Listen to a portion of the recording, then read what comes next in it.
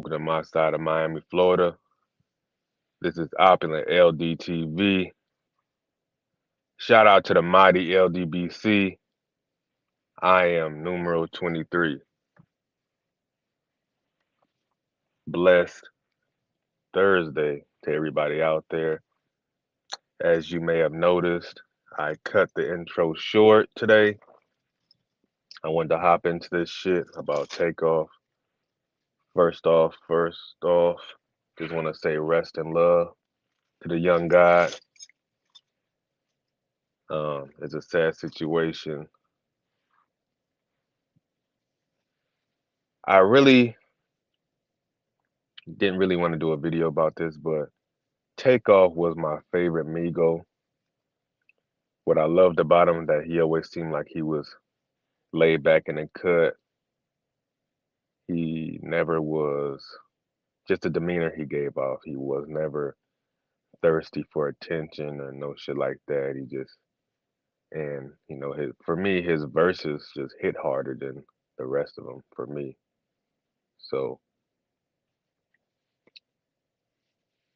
it's definitely I would say for me it's definitely a loss. Of course I don't know him personally or anything like that, but just musically and artistically, it's a loss. Just for hip hop in general, it's a loss. Um, of course, there's a lot of speculations about the details surrounding his death. People are saying that it had to do with a dice game. Some people are saying no, it had nothing to do with the dice game. That's the issue. That's what happens with just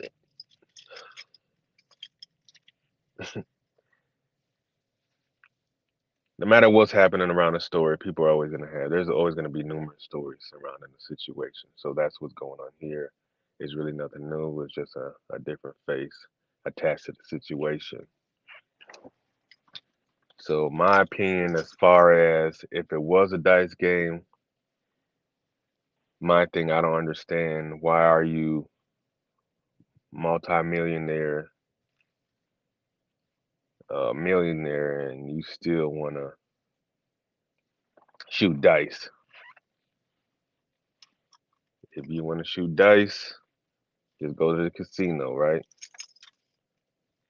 For people like myself and those who are listening to this who have been a part of dice games or have just been a spectator at dice games, you understand that dice games can turn dangerous super fast. There's a lot of shit talking going on. The money is moving fast. And what I always say is that people, no matter what color you are, nobody likes departing with their cash. So you have ego in there.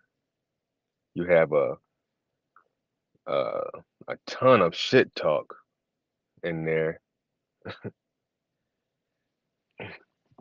and of course you have ego.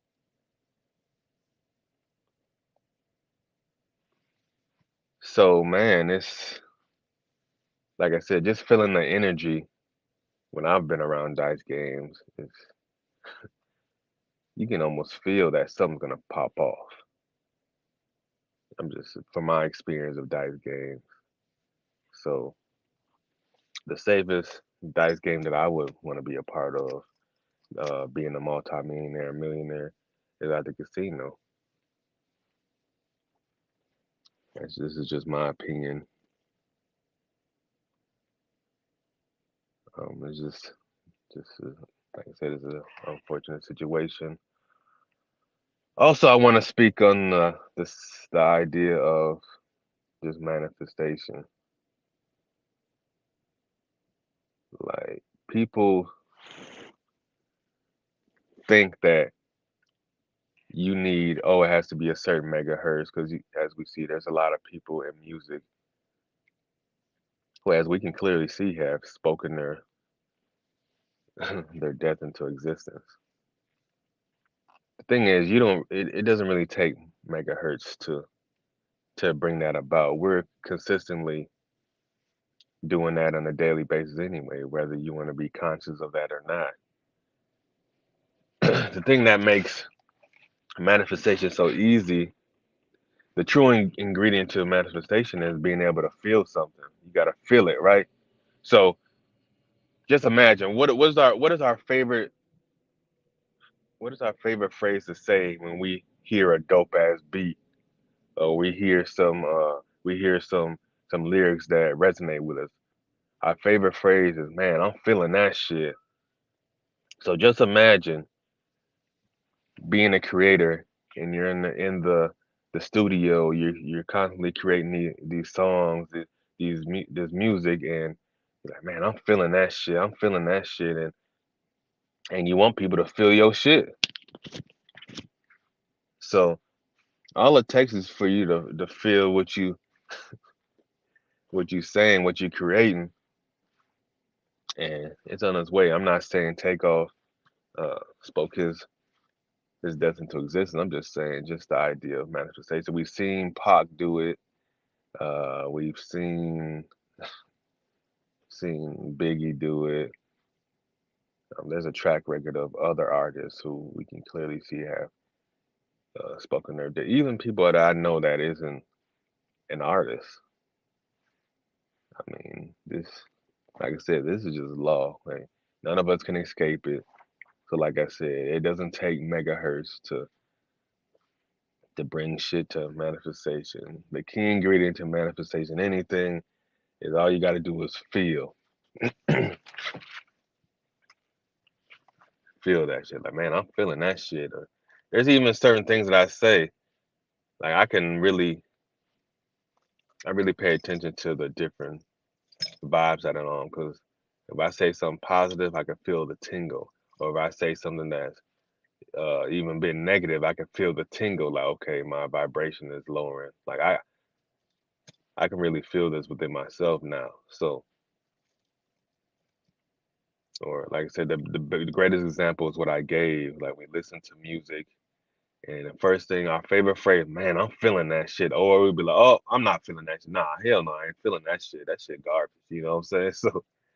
Um, so with music, at the beat, the sounds, it allows us to feel shit a lot easier.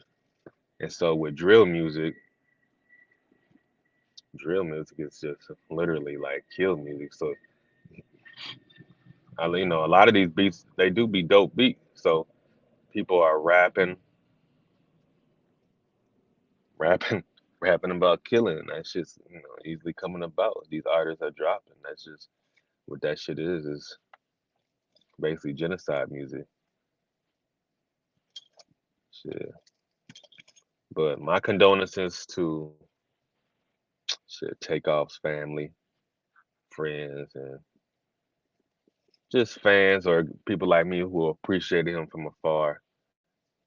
I'm not gonna front up here and say that I was his number one fan and no shit like that, but I definitely was a fan. I appreciated the young brother, and like I said, I don't wish people the best, but I love seeing brothers just be successful and smile. So the thumbnail you're gonna see in this video is of him smiling, because I know that he was just living a hell of a life, living his dreams, and it just all came to an end.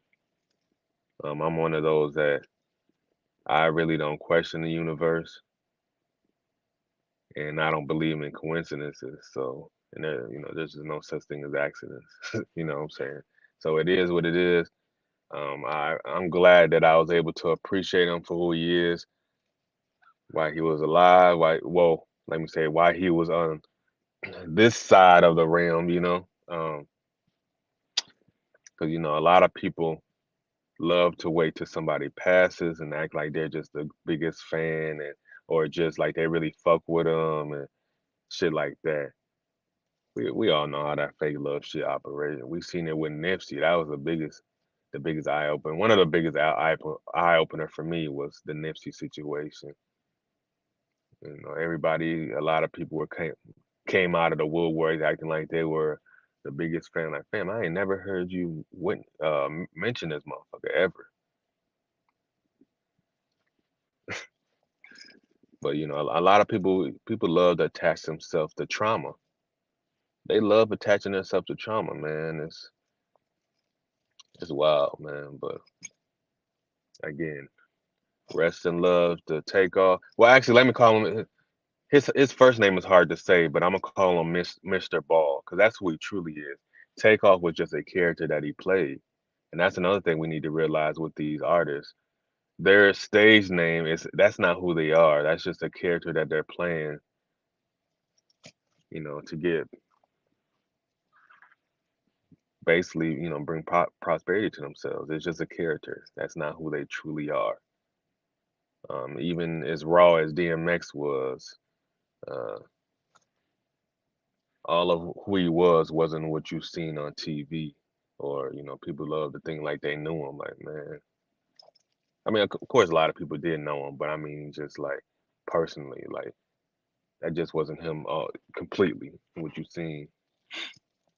But it was his real name, Earl Simmons.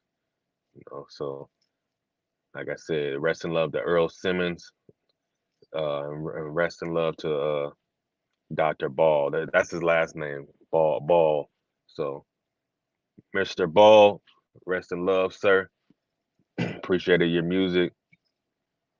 And that's all I got for you, family. It's your boy Opulent LDTV, reminding you that when you in these streets, prosper in peace. I'm gone.